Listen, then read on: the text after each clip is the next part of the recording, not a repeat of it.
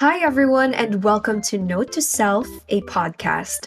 My name is Nella, 22 years old, and very excited to turn my thought bubbles into speech boxes through this podcast. And first of all, I would like to thank the people who encouraged me to push through with this podcast. Kudos to you. Your likes and reactions on my FB and IG stories really motivated me, and I hope I don't disappoint. But anyway, let's start. For the very first episode of this podcast, I will be sharing with you the things I learned from my first job. So, a little bit of story time first.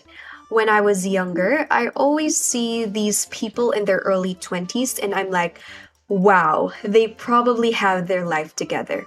And I said, gusto kong maging katulad nila, so I made a plan for myself. Graduate college by 21 or 22.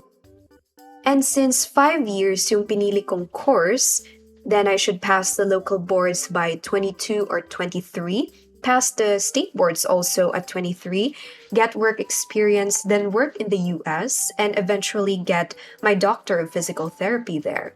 I thought na by 26, 27, I would have achieved everything that I wanted to achieve. But the pandemic happened and sa first step, nahinto ako kaagad. Unang-una, there was a delayed graduation, tapos delayed local board exams, which means delayed US boards, so on and so forth. It was a chain reaction. I know you have probably experienced this too. But like most things in life, it was out of my control. And like a human being with an emotional range of a teaspoon, sabi nga ni Hermione Granger from Harry Potter, I spiraled and was lost. But then again, I remembered that this might be a redirection. I always keep in mind the quote na God's rejection is a redirection.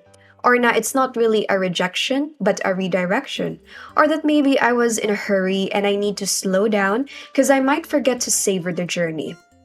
And totoo naman talaga kasi, I have the tendency to rush things. When I was in college, I felt like being inside a pressure cooker every day. I was always in a rush with no time to rest, so my health suffered, and parang konti na lang talaga I'll get over-fatigued and end up in the hospital. To be honest, if the pandemic didn't happen, I really might have ended up in the hospital because I was hyperventilating that time. I got stress-induced asthma and was in terrible health both in mind and body.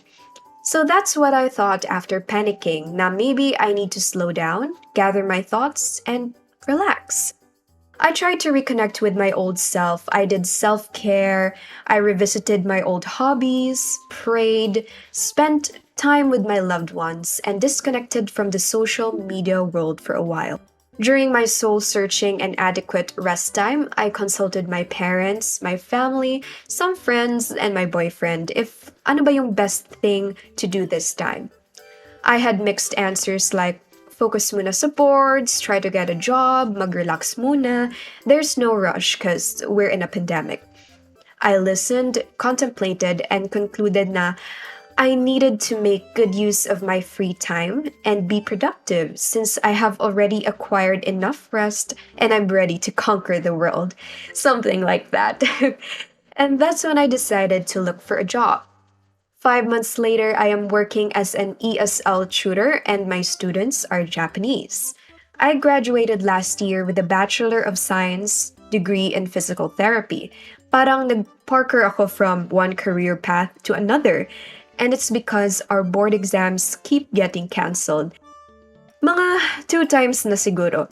We are also not allowed to work as a PT if wala pang license. So, PRC please, dumabuang na kami sa kaliwat-liwat review for boards. But on a positive note, I'm grateful for this opportunity and I was able to learn a lot of things and I thought that I might share it with you guys for future reference nyo. Which brings us back to this topic for today's podcast. The things I learned from my first job. So the first thing that I learned was to step out of my comfort zone. I have always loved to stay in my comfort zone, but getting this job forced me out of my comfort zone, and I mean this as a good thing. I never pictured myself to work outside to work a job outside of my chosen profession, even more so doing an online job. But due to this pandemic, I was forced to find another job that does not require you to be a board exam passer.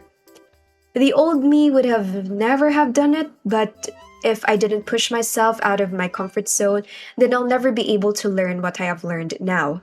The old me would say na masyadong malayo sa PT, tapos online pa, baka scam yan. But you just have to do adequate research and evaluate your capabilities. And if feeling nyo na kayang-kaya, then why not? A little disclaimer though, step out of your comfort zone if you are willing to. Forcing yourself will only do more harm than good, but recognize that stepping out of one's comfort zone can help your growth as an individual. I usually watch out for signs from God and the universe before pursuing something, and a lot of signs pointed towards not pushing through with this job. The first sign was my laptop broke, so in the middle of my interview, I had to stop. The second sign was that I got stuck processing my TIN number at BIR, and so on. It may seem like the universe was against me, but I just needed to step back a bit and think of some solutions. So I prayed. Eventually, I was gifted with a new laptop and I was able to pass the interviews and process my TIN number. This also made me realize how blessed I am to have this opportunity to be able to work, earn a little money, and a lot of experiences from the protection of my home. Not everyone is so privileged. So if you are, then don't forget to thank God every day and pray that other people would also be given a lot of opportunities like you. Sabi nga nila, if you want something, then the universe will conspire with you. Parang law of attraction. So bottom line, sometimes you have to step out of your comfort zone to experience new things, to learn new things, and this will surely help your development as a person, give you confidence, and possibly prepare you for even harder hurdles in the future.